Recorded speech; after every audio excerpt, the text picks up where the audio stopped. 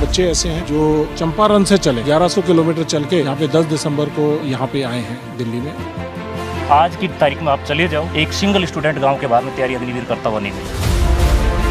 वही लड़के जा रहे हैं जो मजबूर हैं। सरकार के इस फैसले से सब लड़के सुसाइड करें। तो हर कहीं धक्के खा रहे हैं, लड़का मेंटली डिस्टर्ब हो गया है, उसको ताने मारते हैं पड़ोसी।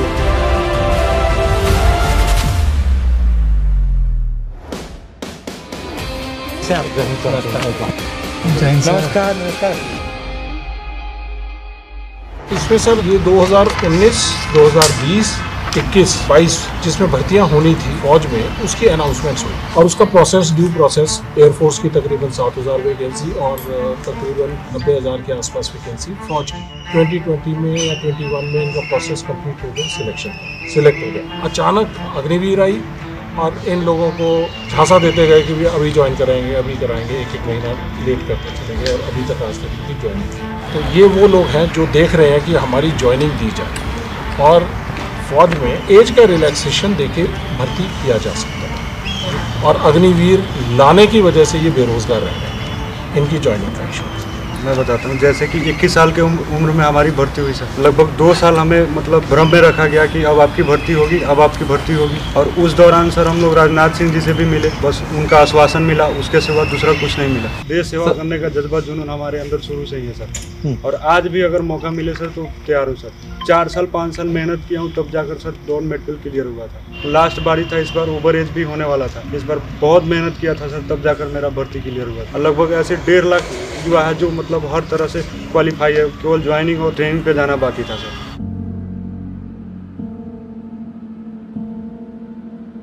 आप में से कितने लोगों के फादर या रिश्तेदार आर्मी में हैं? मेरा बाबा एंड पापा दोनों ही थे, उनसे हमने सीखा हमें आर्मी में जाना है। अग्निवीर के थ्रू हमें नहीं गए थे, हम पुरानी भर्ती के थ्रू गए और हम वही अब डिमांड कर रहे हैं जो पुरानी भर्ती जो हमारी है उन्हीं के तहत हम जाना चाह रहे हैं। तो हमें आपकी मदद करने के लिए क्या कोशिश करनी चाहिए? हम किस रास्ते पे चलें? सरकार के इस फैसले से बिहार में बहुत से लड़के सुसाइड कर लिए। 64 लड़के सुसाइड कर। एक बुजुर्ग माँ बाप के 2 बेटे थे, उनके बुढ़ापे का लाठी वही था दोनों, और इस फैसले से सरकार के दोनों ने सुसाइड कर लिया। बट अगर आप 1,50,000 लोग हो तो अगर आप थोड़ा भी संगठित हो जाओ तो जो आप करवाना चाहते हो सरकार को करना पड़ेगा। 90% लोगों को मालूम ही नहीं। बात यह है कि आपको जो कॉम्पनसेशन मिलना चाहिए था, ठीक है, अगर सरकार ने निर्णय ले लिया कि भैया हमें अग्निवीर करना है, वो ठीक है, वो उनकी बात है। मगर जो आपने अपना समय दिया, जो आपने मेहनत की, जो उन्होंने आपको पहले एक्सेप्ट कर लिया, उसके लिए कुछ ना कुछ तो आपको मिलना चाहिए, जो भी हो, या एज रिलैक्सेशन हो या कुछ और हो, कुछ ना कुछ कॉम्पनसेशन तो होनी चाहिए। जो सर हमें डिले का जो नोटिस मिला था लास्ट टाइम, तो वो मिला था 31 मई 2022 और 14 जून को सर ये लेके आ गए थे। 15 दिन बाद सर अग्निपथ आ गया था, उसमें सर कैंसिल कर दिया। मतलब उनको पहले से मालूम था? जी सर। सर नोटिस में ये बोला जाता था कि अब ये डिले है कुछ एडमिनिस्ट्रेटिव रीजंस की वजह से, जल्दी होगी भर्ती पूरी। कभी हमें ये नहीं बोला कि आपकी भर्ती कैंसिल कर दी जाएगी। चिट्ठियां हैं? चिट्ठियां हैं, दिखाओ जरा। सर ये नोटिस है सर 1 ईयर तक सर यही अपडेट आता रहा। वेबसाइट पे अपडेट था।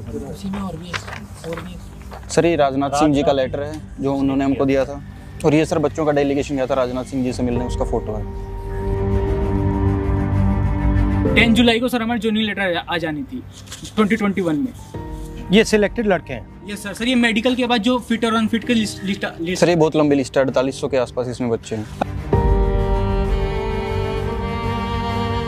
मैंने एक डेटा और निकाला, इन्होंने 2021 के अंदर एक रिक्रूटमेंट और निकाली एयरफोर्स में, वो उसमें 6,34,000 फॉर्म आए। 6,34,000 स्टूडेंटों से टोटल 15,27,000 के समथिंग का अमाउंट वो है।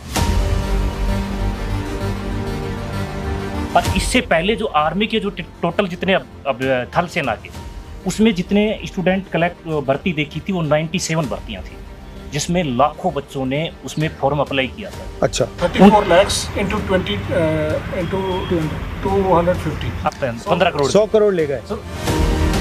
Who is responsible for that? According to me government. आज की तारीख में आप चले जाओ, एक सिंगल स्टूडेंट गांव के बाहर में तैयारी अग्निवीर करता हुआ नहीं मिलेगा। है। अब वही लड़के जा रहे हैं जो मजबूर है, मजबूर पूरे 4 साल जिसको ये है कि थोड़ा बहुत भी पैसा जो मिलेगा उससे हमारे घर की थोड़ी हालत सुधर जाएगी। सर वही लोग जा रहे हैं। जो पहले सिस्टम था जिससे आर्मी एक रिक्रूट की पूरी रक्षा करती थी, मतलब जिस दिन वो अंदर आता था उस दिन के बाद से जब वो मरता था तब तक आर्मी का सपोर्ट रहता था। अगर शहीद हो जाए तो एक्स्ट्रा सपोर्ट मिलता था, मगर अगर नॉर्मल लाइफ जिए तो जिस दिन वो मरता था तब तक आर्मी उसके साथ रहती थी, और अगर वो मर जाए तो उसकी फैमिली के साथ उसके बाद भी रहती थी। Not interested to invest their money indirectly to the army, but they are thinking to invest for the technology at all. हाँ, तो आपने मान लो टेक्नोलॉजी पे इन्वेस्ट कर लिया, मैंने टेक्नोलॉजी पे इन्वेस्ट कर लिया, और जो जवान है उस पे इन्वेस्ट नहीं किया, तो टेक्नोलॉजी कैसे चलेगी? टेक्नोलॉजी को जवान ही तो चलाएगा, और कौन चलाएगा? अगर ये अग्निवीर में 4 साल में भर्ती होकर निकल जाएगा तो हमें स्पेशलिस्ट जो मिसाइल का बटन दबाने के लिए, टैंक चलाने के लिए, गनर और रिपेयर मेंटेनेंस उसके लिए चाहिए, तो कैसे करेंगे? तो उन्होंने 2 चीज़ों पर टारगेट किया है, किसान एंड जवान। किसान में जो था इन्होंने वो 3 बिल लेके आए थे, एक उस तरीके से, दूसरा मतलब उनकी इकोनॉमी को किसी तरीके से, क्योंकि सर मेरे को ऐसा लगता है कि वो लड़ाके हैं, हर चीज़ में जो भी चीज़ लोकतंत्र के खिलाफ हो रही है उसके खिलाफ वो आवाज़ उठाते हैं। वो किसान कौम के बच्चे हैं, कहीं ना कहीं किसान से रिलेटेड है मैक्सिमम। आप में से कितने लोगों के फैमिली किसान की है? किसान फैमिली सारी की सारी किसानों की फैमिली। किसान को आप कैसे भी करके इकोनॉमिकली रूप से डाउन कर दो और वो सिर्फ रोजी रोटी पर निर्भर हो जाए तो वो आवाज़ नहीं उठा पाएगा सरकार के खिलाफ। मैंने 12th पास किया और उसके बाद से ही ये प्रोसीजर चालू किया, और अब आके लास्ट में यही था ऑप्शन, यही बचा था, अब ये भी टूट गया। अब बस कोई इच्छा ही नहीं होती जीने की, है कि शायद हमारा ये प्रोसेस पूरा हो जाए और हमें ये मौका मिल जाए, बाकी कुछ नहीं बचा है।